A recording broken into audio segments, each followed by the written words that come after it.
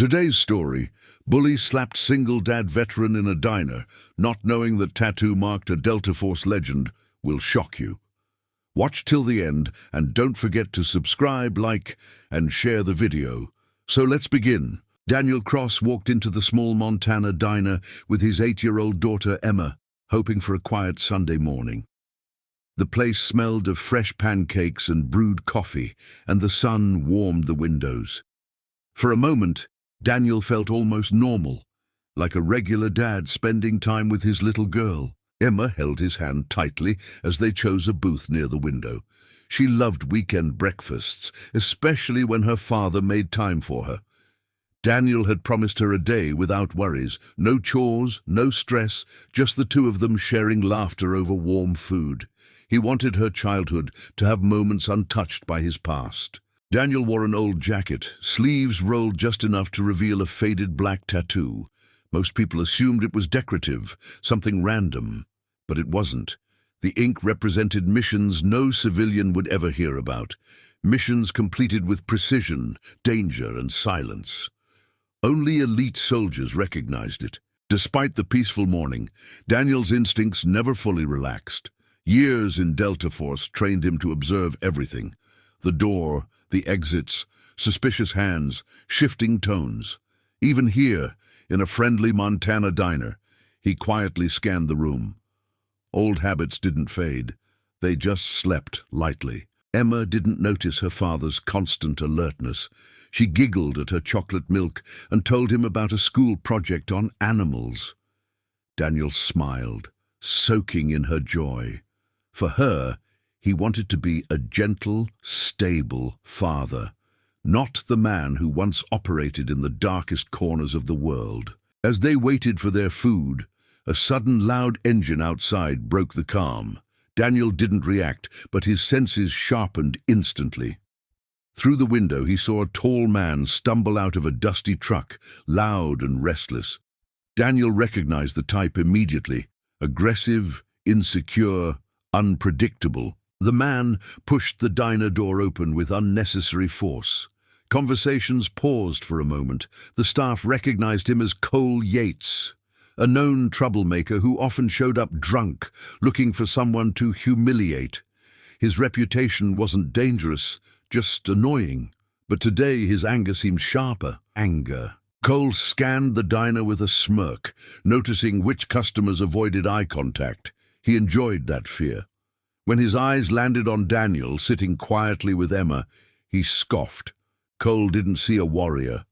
He saw a man dressed plainly, soft-spoken, and alone with a child. He assumed weakness. Cole swaggered toward their booth, ignoring the waitress who begged him to sit elsewhere. Daniel remained calm, sensing confrontation approaching but hoping it would pass. Emma watched curiously, unaware of the tension forming in the air.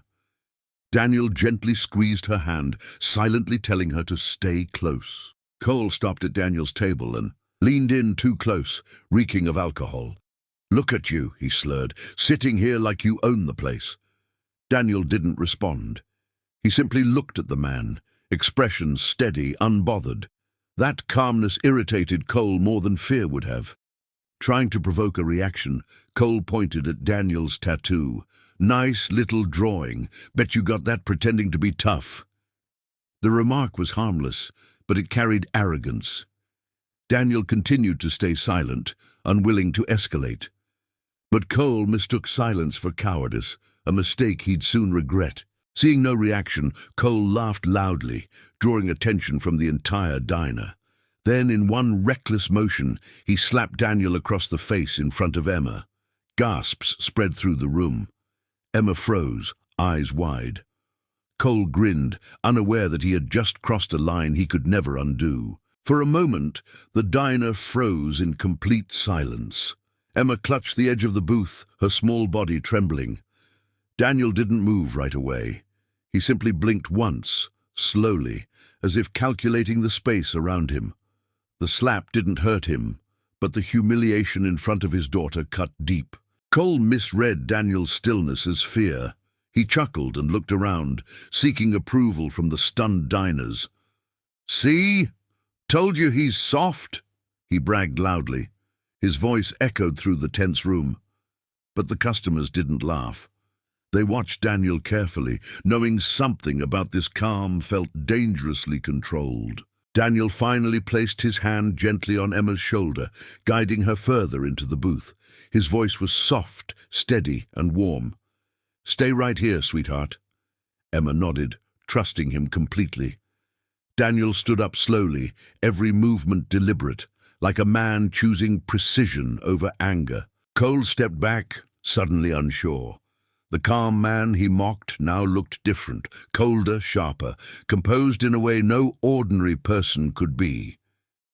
Daniel's posture wasn't threatening, but it radiated trained discipline.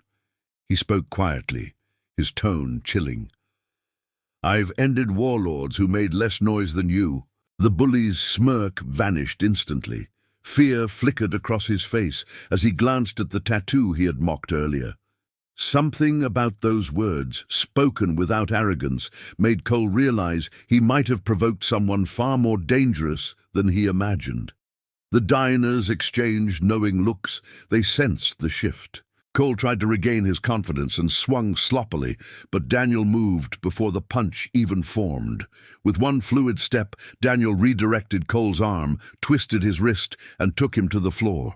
The entire motion lasted barely 3 seconds, clean, controlled, and undeniably professional. Pinned face down, Cole thrashed helplessly. Daniel applied just enough pressure to stop him without causing lasting harm. His breathing remained steady, his expression unchanged. It wasn't rage. It was training. Customers watched in awe, whispering to each other, realizing that the quiet, single father was far from ordinary. The waitress hurried to call the sheriff, who arrived minutes later. Sheriff Hayes entered, took one look at the scene, then noticed the tattoo on Daniel's exposed forearm. His eyes widened with recognition. "You served?" he asked softly. Daniel nodded. Hayes sighed respectfully. "Then this is already handled right." Daniel released Cole as instructed, stepping back with controlled calm. Cole groaned, ashamed, avoiding everyone's eyes. The sheriff didn't bother cuffing Daniel. Instead, he cuffed the bully. He apologized to the veteran for the trouble caused, acknowledging the discipline shown instead of unnecessary force. Emma rushed into her father's arms the moment he stepped away from the commotion. Her voice trembled. "Daddy, I got scared." Daniel hugged her tightly, whispering, "It's okay. I'm here. I'll always keep you safe." The diner staff smiled warmly, grateful for his restraint and humbled by his quiet strength. As the sheriff escorted Cole out, customers approached Daniel to thank him. He didn't boast or explain anything. He simply nodded politely, taking Emma's hand. They finished breakfast together, calmer now. And in that small Montana diner, everyone realized true legends never need to raise their voice. They rise only when necessary.